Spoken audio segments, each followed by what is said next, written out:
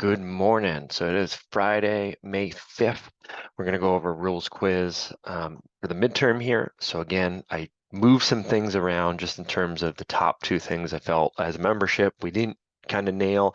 The other ones we did very good job on, and I'm going to, again, put these in the email. The first one was, again, remember, we have a flag down, so we're 4-3-1. There's 4 different exceptions, which is page 30 of our 2023 rule book, right? There's 4 different exceptions when we don't face off. First one is going to be when there is a flag down at the end of a period. It's the number 1 exception. Part of that is also if there's a player advantage, if we have any kind of dead ball foul right before the face-off, if we had any kind of delay a game, and then also if we have a pre-whistle violation, essentially somebody jumping before set on the face-off. So those 4 things. So this is the bigger one I've heard a lot of too. I've heard a lot of conflicting between partners aren't sure. This is part of this whole thing that I want occurring as a membership is talk to your partners on the next game. Have that post game, as Al and I talked about, of if you're not sure, look it up and then text one another or call one another or ask somebody else as well. Somebody needs to bury their head in the rule book. Cannot be 2/3 of the membership is getting it right, and the other third is not doing that. This does impact the outcome of the game, is we're giving 2 and 3 possessions sometimes in a game over to one team. So again, remember, if there's a flag down, regardless if there's possession, the flag denotes possession. That's the first one. The second one, again, we're just talking high school. So if that's a freshman game, that is a JV game, that is a varsity game, we have no ties. No ties are allowed. So we play overtime literally forever until the conditions do not allow us. There's no lights on the field. The players say, I have to go to school because it's 8 in the morning, whatever it may be. We play and that's it. Where we might allow it, right?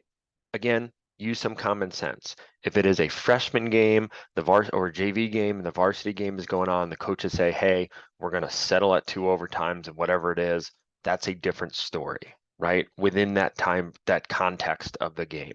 But again, we've heard a lot of freshman games only going to 1 overtime or no overtimes at all, just ending in a tie. That is not the case. Again, on the youth level, different, 10 and 7, we don't have it. 12 and 14U, we do have overtime, and there's a set parameter for that. But again, in a high school game, JV, varsity, freshman, if you're playing high school rules, we have overtime, and we have an unlimited amount. Inspections, we nailed this one in terms of getting it right. Again, I think the older way of thinking the R determines it in the pregame is not correct. They determine when we get them. That's a good way. Again, we're going to do 2, 1 per half by rule. We kind of threw in a trick question here, and I thought we hit them all correctly. Again, you have to do a lineup. So freshman JV, we're doing a lineup. Bring them together. Don't have them go to their spots. Have them do the lineup and go for it. We're going to do a head coach certification. We're going to do a coin toss.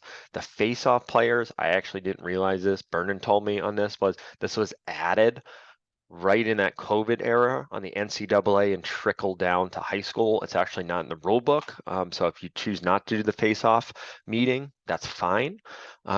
We got it all correct on the eye shade one. Again, the bigger one, there was a controversy this week, if you heard about it, is cannot be over the nose.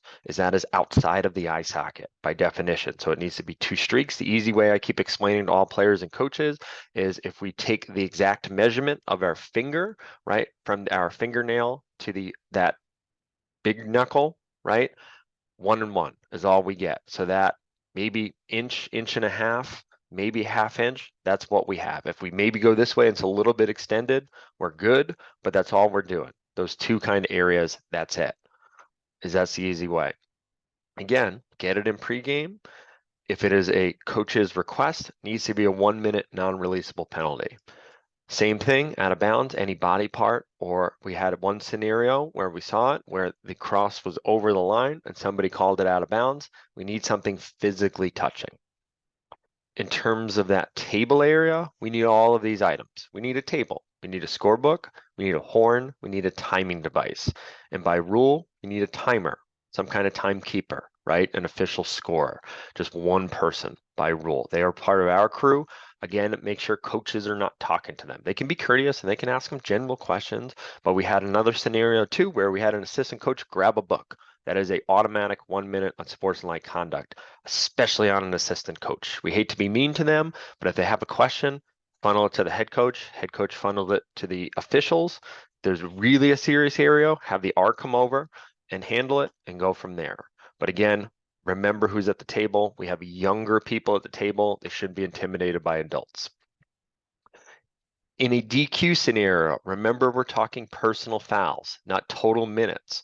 So if we have technical fouls, they do not count within that. We could have 4 personal fouls and 2 technical fouls, 2 pushes. That player is not DQ'd yet. So remember, we're talking 5 personal fouls. We then go to the scenario of the trash talk. This one, Vernon and I discussed a little bit in terms of all over the place. I think the context was missing on this one purposely. We kind of went and said, if you had previously warned them, let's start with that ladder of just turn the ball over, right? And we purposely put it with the team that was doing the trash talking, had the ball, blow your whistle, conduct, go the other way. Coach is going to want a number. They want an explanation, back them down, tell them you'll do it at a dead ball. We're not doing it right away. That's it. For some reason, every coach wants to know exactly who said it, and they want you to repeat all the bad words that we just gave them a conduct for. Do not do that. Wait until you can get over there, take some time, let the situation cool. Not necessarily incorrect if we go a 1 minute, right? Remember our ladder though. Really tough in terms of throwing a 30-second, because again, remember our technical foul rule. It's kind of like saying, again, if there's an illegal screen that occurs, right, and the offense has the ball and you're trying to throw a 30-second flag on that person who set the screen, we can't go that way. The technical foul needs to be a turnover first or a possession awarding, and then it's time serving if we're not the team in possession. Remember, deep pocket and all stick penalties and NFHS are 2-minute non-releasable this year. That one changed. We then had an additional scenario. This one is super tricky, but there is a situation about it of, remember, the offside rule does not change. We're always talking 8 in the defensive half is too many, or 7 in the offensive half. In order to get that number, the person in the penalty box counts in that original count. So if the penalty box person releases while the team is offside, only that initial player who went offside, that player is still holding that offside, and therefore will get that initial flag and only that flag. So only one flag on A2, definitely not a no time. We got an offside, right? So again, talk about these with your partners, watch this video, share it, take some time, implement it tonight in tonight's games and over this weekend. Talk about especially first 2 just to repeat, right? Flag down, end of period, no face off. We're never going to have a face off if there's a flag down, ever, right? And again, remember, if you do have an overtime game, this one in high school, we need to make sure that we determine a winner. So again, have a ton of fun this weekend and the rest of the way. And if you need anything, let John and I know.